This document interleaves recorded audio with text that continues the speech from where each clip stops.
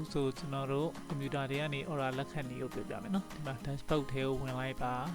ဝင်လိုက်ပြီးရင်ဒီမှာကျွန်တော်တို့ WooCommerce ဆိုတဲ့အောက်မှာကျွန်တော်တို့ order ဆိုတာလေးကိုနှိပ်လိုက်နော်customer တွေတင်ထားတဲ့ order တွေအစင်လိုက်ကြလာမယ်နော်ပြီးနောက် screenshot ဆိုတာကိုနှိပ်လိုက်ရင်ကြတော့ကျွန်တော် customer တွေငွေကြိုလွှဲထားတဲ့ KP တို့ weight တို့ရဲ့ပုံလေးတွေတွေ့ရမှာပဲဖြစ်ပါတယ်နော်ထိတ်ရှိနာလီယာမျက်လုံးပုံကိုနှိပ်လိုက်ရင် customer နာမည်လိပ်စာဆက်သွယ်ဖုန်းနံပါတ်လိုအပ်တဲ့အချက်လက်တွေကိုတွေ့ရမှာဖြစ်ပါတယ်ကျွန်တော် order ကိုလက်ခံမယ်ဆိုရင်တော့အောက်နာလေးက complete ဆိုတာလေးကိုနှိပ်လိုက်ပါအဲဆို order ကိုလက်ခံတာပါနော်တ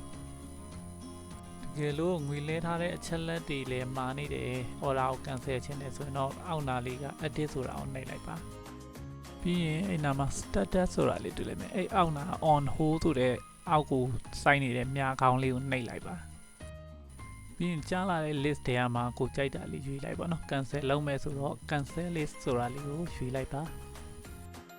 ပြီးရင်တော့နောက်ဆုံးအနေနဲ့ကျွန်တော်တို့ဟို down လေးက update ဆိုတာလေးတွေ့တာပြာရောင်လေးအဲ့ဒါလေးကိုနှိပ်လိုက်ပါအဲဆိုရင်တော့ကျွန်တော် order ကို cancel လုပ်လိုက်တာပဲဖြစ်ပါတယ်